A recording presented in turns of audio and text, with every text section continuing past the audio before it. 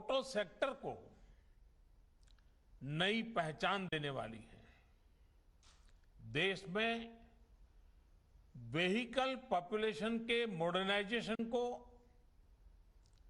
Unfit vehicles को एक scientific manner में सड़कों से हटाने में ये पॉलिसी बहुत बड़ी भूमिका निभाएगी। देश के करीब करीब हर नागरिक, हर इंडस्ट्री, हर क्षेत्र पर इससे सकारात्मक परिवर्तन आएगा। साथियों, आप सभी जानते हैं कि देश की अर्थव्यवस्था के लिए मोबिलिटी कितना बड़ा फैक्टर है। मोबिलिटी में आई आधुनिकता ट्रैवल और ट्रांसपोर्टेशन का बोझ तो कम करती ही है, आर्थिक विकास के लिए भी मददगार साबित होती है। 21वीं सदी का भारत क्लीन, कंजेशन फ्री और कन्वीनियंट मोबिलिटी का लक्ष्य लेकर चले, ये आज समय की मांग है। और इसलिए सरकार द्वारा आज का ये कदम उठाया गया है और इसमें इंडस्ट्री के आप सभी दिग्गजों की, आप सभी स्टेक होल्डर्स की बहुत बड़ी भूमिका है। साथियों, नई scrapping policy waste to wealth, कचरे से कंचन के अभियान की सर्कुलर इकोनॉमी की एक अहम कड़ी है। ये पॉलिसी देश के शहरों से प्रदूषण कम करने और पर्यावरण की सुरक्षा के साथ तेज विकास की हमारी कमिटमेंट को भी दर्शाती है।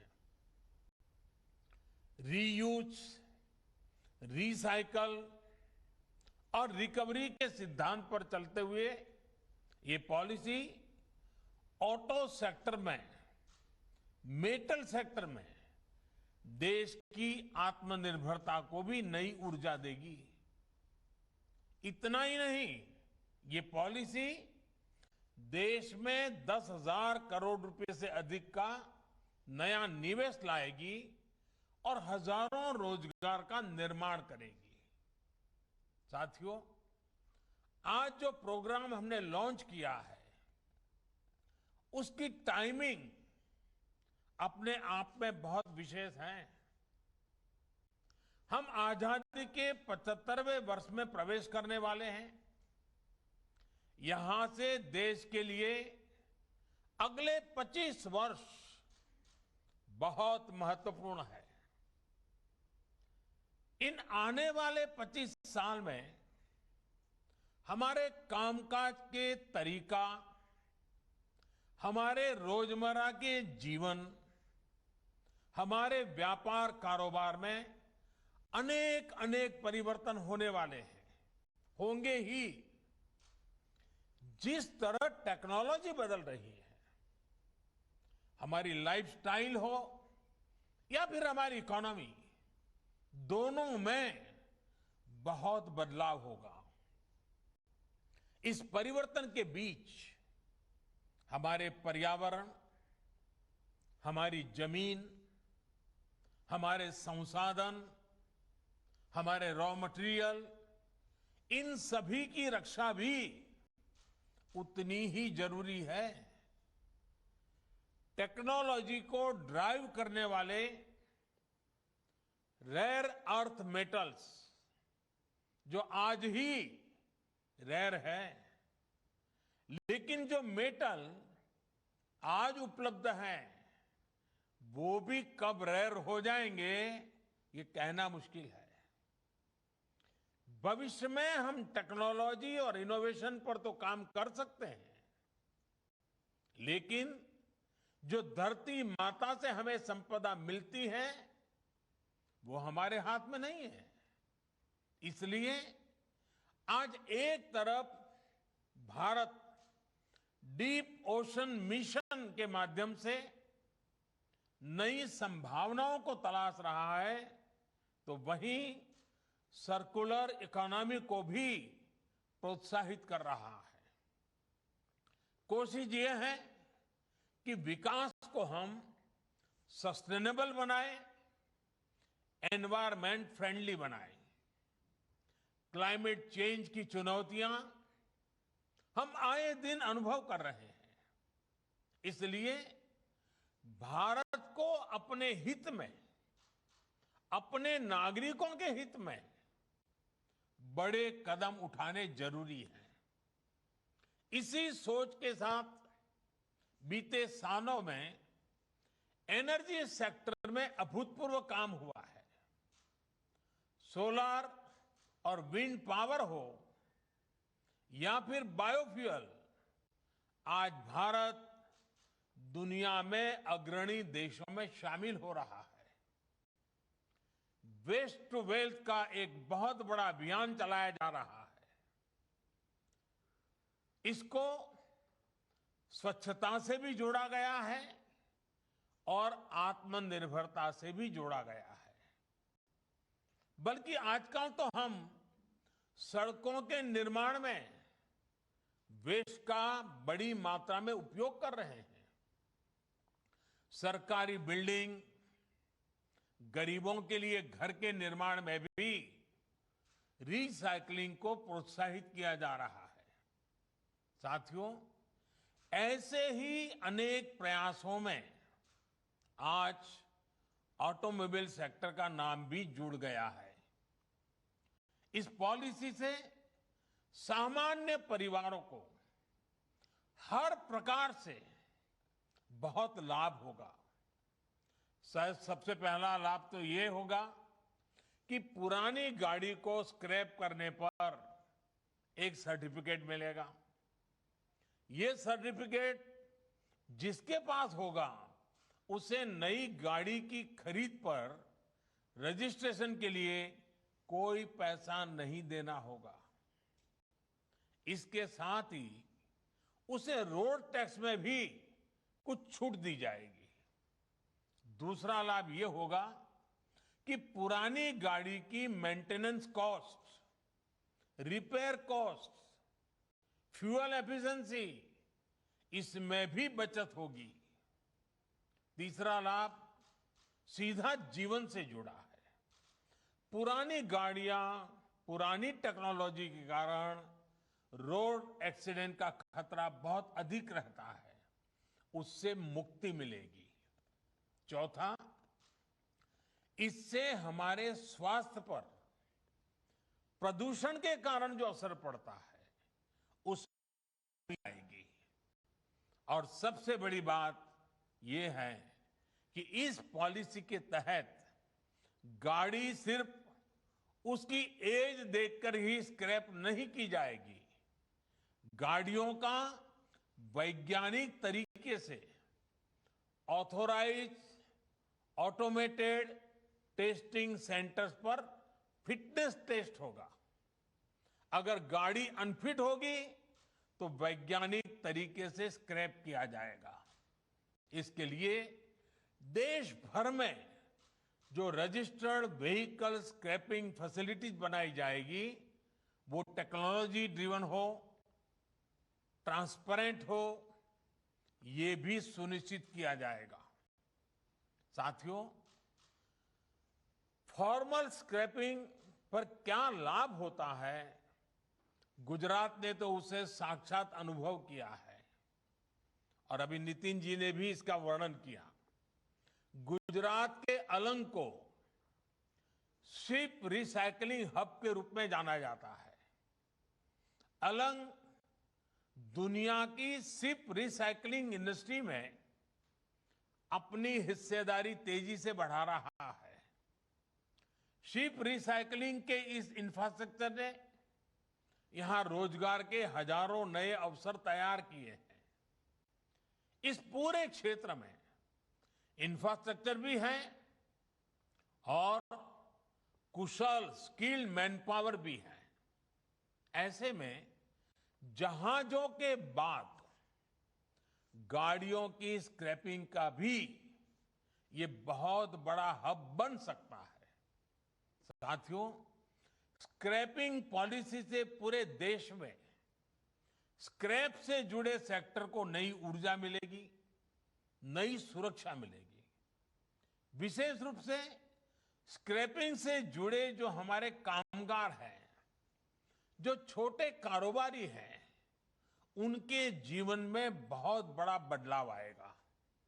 इससे कामगारों को सुरक्षित माहौल मिलेगा, संगठित क्षेत्र के दूसरे कर्मचारियों जैसे लाभ भी उनको मिल पाएंगे। इतना ही नहीं, स्क्रैप का काम करने वाले छोटे कारोबारी ऑथोराइज्ड स्क्रैपिंग सेंटर्स के लिए कलेक्शन एजेंट्स का काम भी कर सकते हैं।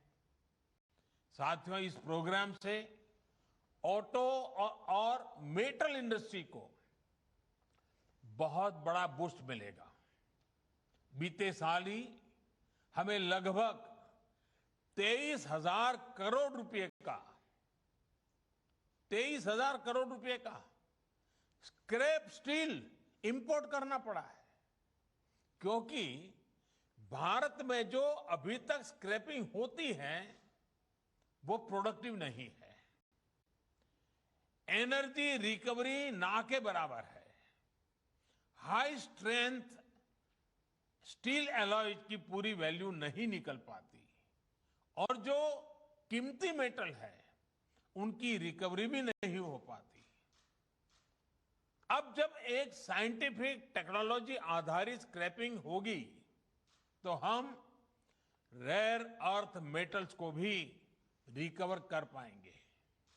साथियों, आत्मनिर्भर भारत को गति देने के लिए भारत में इंडस्ट्री को सस्टेनेबल और प्रोडक्टिव बनाने के लिए निरंतर कदम उठाए जा रहे हैं।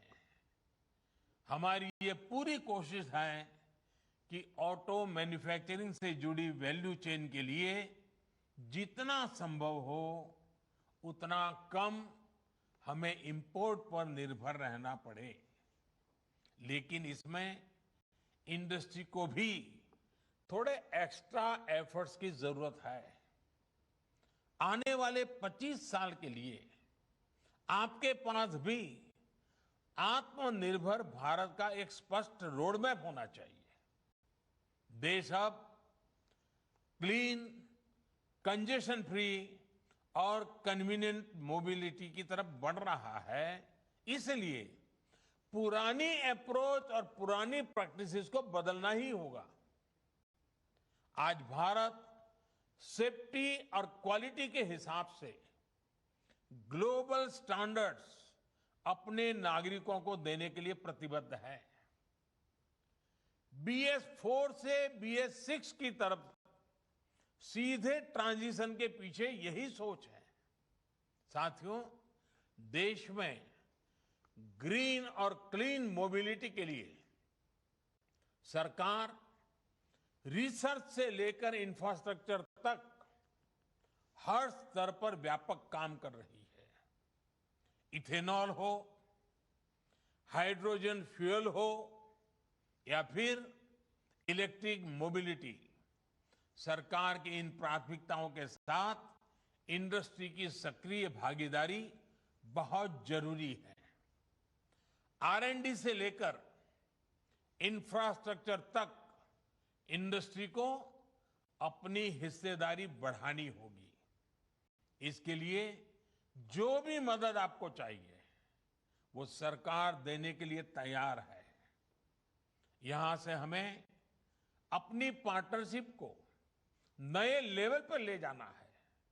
मुझे विश्वास है कि ये नया प्रोग्राम देशवासियों में भी और ऑटो सेक्टर में भी एक नई ऊर्जा भरेगा, नई गति लाएगा और नए विश्वास का संचार भी करेगा।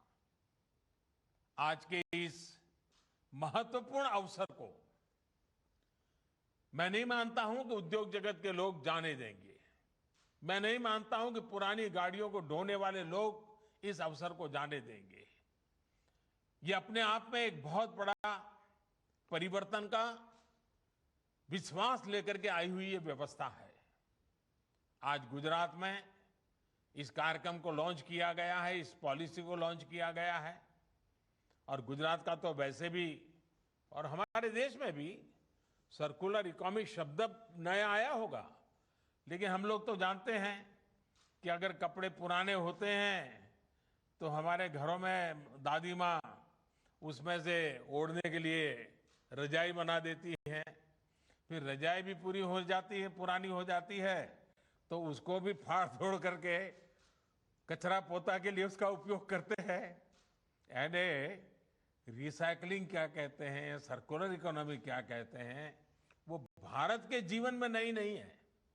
हमें बस वैज्ञानिक तरीके से इसको आगे बढ़ाना है, और वैज्ञानिक तरीके से आगे बढ़ाएंगे तो मुझे विश्वास है कि कचरे में से कंचन बनाने के इस अभियान में हर कोई शरीक होगा और हम भी और नई नई चीजें आविष्कार करने की दिशा में सफल होंगे। मैं फिर एक बार आप सबको बहुत बहुत शुभकामनाएं देता हूं। बहुत बहुत धन्यवाद। प्रधानमंत्री नरेंद्र मोदी को आपने सुना, और प्रधानमंत्री नरेंद्र मोदी ने गुजरात इन्वेस्टमेंट समिट को संबोधित करते हुए अपनी बातों को रखा। और प्रधानमंत्री नरेंद्र मोदी ने कहा कि अब हमें वैज्ञानिक तरीके से आगे बढ़ना है और परिवर्तन तो बहुत ज्यादा जरूरी है। पुरानी गाड़ियां हटें, और पुरानी गाड़ियां हटने पर आपको सर्टिफिकेट मिलेगा। सर्टिफिकेट दिखाने पर रजिस्ट्रेशन चार्ज आपको नहीं देना होगा। और अब वैज्ञानिक तरीके से आगे बढ़ना है, और ये नया प्रोग्राम ऊर्जा भरेगा, नई गति लेकर आएगा। प्रदूषण एक बड़ी समस्या, उससे निजात मिलेगी। नागरिकों के हित में कुछ बड़े कदम उठाए गए हैं, और विकास को हम एनवायरमेंट फ्रेंडली बनाएं।